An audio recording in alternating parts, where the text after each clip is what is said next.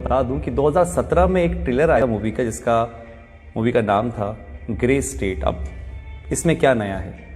नया ये था कि जब ये मूवी रिलीज होने वाली थी उसके कुछ टाइम पहले ही डेविड क्लोरी को उसकी वाइफ और उसके बच्चे के साथ गोली मार दी गई। रीज़न रहा होगा कि एक डायरेक्टर को उसकी बेटी और वाइफ के साथ मार दिया जाता है मूवी के रिलीज होने से पहले और वो मूवी नहीं बनती है। ऐसा क्या दिखाना चाहते थे डेविड उस मूवी के अंदर जो 2017 में आनी थी, लेकिन उसका ट्रेलर ज़रूर आया था और उस ट्रेलर के अंदर ऐसा कुछ दिखाया ज़रूर था जिसमें बताया गया था कि आने वाले टाइम के अंदर लोग एक दूसरे के पास जाने से थोड़ा डरेंगे, यानी कि सोशल डिस्टेंसिंग मेंटेन करेंगे। लोगों को एक घर में कैद कर दिया जाएगा, यानी कि लॉकडाउन होगा। ट्रांसपोर्ट सारी चीज़ें बंद कर दी जाएंगी और कैश बिल्कुल नहीं होगा। उनके बॉडी में एक चिप इंसर्ट की जाएगी, जो जितने भी ट्रांजेक्शन्स होंगे वो सब उस चिप से होंगे। ये तो सिर्फ एक ट्रेलर था जिसमें बताया गया था। बताना तो कुछ और चाहते थे, लेकिन उससे पहले ये मूवी और वो दोनों ही ख़त्म हो गए। 2017 में ही बिल गेट्स ने बोला था कि एक महामारी आने वाली है जिसके लिए हमें तैयार रहना चाहिए। और ठीक 18 अक्टूबर 2019 को बिल गेट्स ने एक मीटिंग में बोला कि अब जो वॉर होगी कंट्रीज़ के बीच में वो मशीन से नहीं होगी, वायरस से होगी। और अभी आप जानते ही बिल गेट्स को लेके क्या कंट्रोवर्सी चल रही है। आपको लग रहा होगा कि दो वीडियो का आपस में क्या कनेक्शन है। कुछ लोग समझ रहे होंगे, कुछ लोगों को समझ में नहीं आ रहा होगा। तो यहाँ पर एक यू टर्न आता है और मैं आपको ले जाता हूँ 1980 में। 1980 के अंदर एक ऑर्गेनाइजेशन बनी जिसका मेन मकसद था इस पूरी दुनिया में एक पावर होना, यानी कि पूरी दुनिया को एक पावर चलाना। और उस पावर को उन्होंने नाम दिया था न्यू वर्ल्ड ऑर्डर। ऑर्गेनाइजेशन में ज़्यादा लोग नहीं थे, कोई सीक्रेट 100-150 लोग होंगे।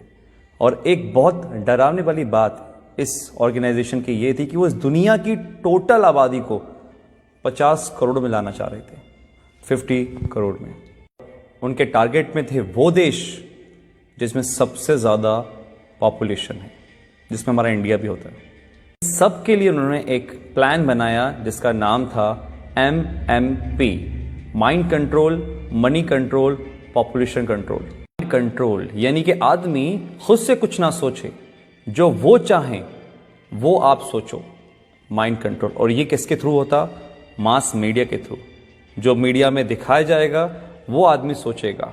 और एक कल्चर ऑफ फेयर, यानी कि एक डर का माहौल बनाना, क्योंकि डर एक ऐसी चीज़ है जो अगर दिमाग में बिठा दी जाए किसी की तो इतनी आसानी से निकलती नहीं है। और वो ऐसा हुआ है। आज बहुत से लोगों का माइंड कंट्रोल करती है मीडिया, जो वो बोलती है वो आप मानते हो। और कल्चर ऑफ फेयर, डर का माहौल, ये तो आपने देख ही रहा है जो आजकल चल रहा है। कंट्रोल यानी कि आदमी जितना हो सकता है लेस कैश, कैशलेस, या जितना हो सकता है टोटली डिजिटल। और वो आपके सामने ही है। आज हमारी डिजिटल करेंसी किस तरीके से बढ़ रही है आपको पता ही है। पॉपुलेशन कंट्रोल, और वो कैसे होगी? जिस देश की आबादी बहुत ज़्यादा, जहाँ पे बहुत सारे लोग हैं, क्योंकि एक देश की ताकत उसके लोग ही होते हैं, वहाँ की पॉपुलेशन नहीं होती है। तो उस पॉपुलेशन को कम करना, और आप कम करने का मतलब आई थिंक तो समझ चुके होंगे कि मैं क्या बोलना चाह रहा हूँ।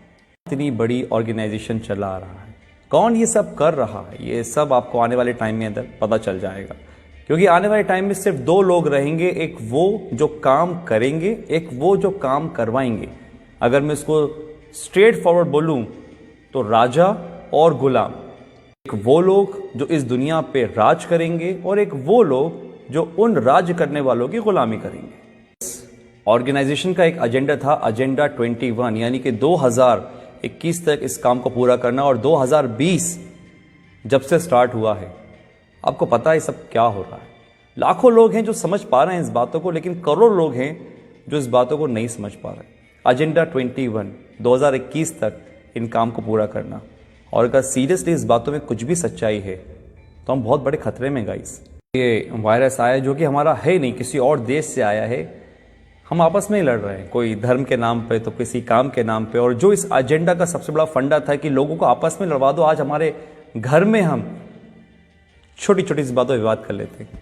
आज अगर हम घर से बाहर निकलते हैं तो हमारे घर वाले इस चीज़ के लिए प्रोटेस्ट करते हैं कि भैया घर से बाहर नहीं निकलो, बाहर जाओगे तो मर जाओगे। ये दिमाग में हमारे किसने भरा? कौन कंट्रोल कर रहा है हमारे दिमाग को? आप खुद समझदार हैं। बहुत से लोग बोलेंगे कि यार ये तो कुछ कहानी जैसी लग रही है। तो कहानी सही, क्योंकि जो अभी मौजूदा हालात हैं कोरोना से लेकर, ये भी कोई फिल्म की स्टोरी से कम नहीं है, जो बढ़िया से स्क्रिप्ट करी गई है और बहुत अच्छी तरीके से प्ले हो रही है।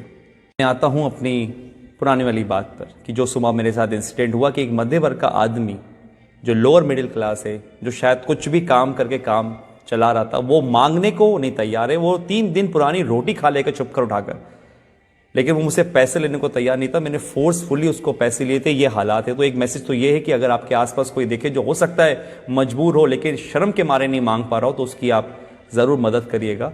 इतना तो हम लोग अंदाज़ा लगा लेते हैं कि कौन परेशान है कौन नहीं। दूसरी बात, अगर ये बात सही है कि जो 1980 में एक एजेंडा चला, एजेंडा 21, डर का बिजनेस, अगर ये सही है तो गाइस आप लोग समझिए, संदीप महेश्वरी, मिस्टर रॉय चौधरी, ऐसे बहुत से लोग हैं, बड़े बड़े डॉक्टर्स हैं जो आपको समझाने की कोशिश कर रहे हैं कि इसका मॉर्टेलिटी रेट बहुत कम है, 0.01%। 1000 में से एक इंसान मर रहा है, तो फिर किस बात का इतना हाहाकार मचा हुआ है? जस्ट बिकॉज ऑफ, क्योंकि हम जो न्यूज़ देखते हैं वो मीडिया से आ रही है। बात वही है, हमारे दिमाग को कंट्रोल करा जा रहा है, हमारे पैसों को कंट्रोल करा जा रहा है। आज हमारे पास इतनी आज़ादी नहीं है कि हम खुद का काम कर सकें। किसी के कहने पे हम दुकान खोलते हैं, किसी के कहने पे हम दुकान नहीं खोलते। ये हक हमसे छीन लिया गया है, पैसा कमाने का हमसे छीन लिया गया है। हम खुद से आज कुछ नहीं कर सकते। ये कहीं वो एजेंडा 21 तो नहीं? अगर है तो आज डर छोड़िए, अपनी इम्यूनिटी पे काम करिए, दिमाग लगाइए, लॉजिक समझिए। मीडिया क्या बोलती है वो नहीं, आप ये समझिए कि दूसरे जो लोग, लाखों लोग समझ रहे हैं लॉजिकल बात को, उसको पकड़िए, ठंडे दिमाग से सोचिए और फिर फैसला कीजिए कि आपको क्या करना है।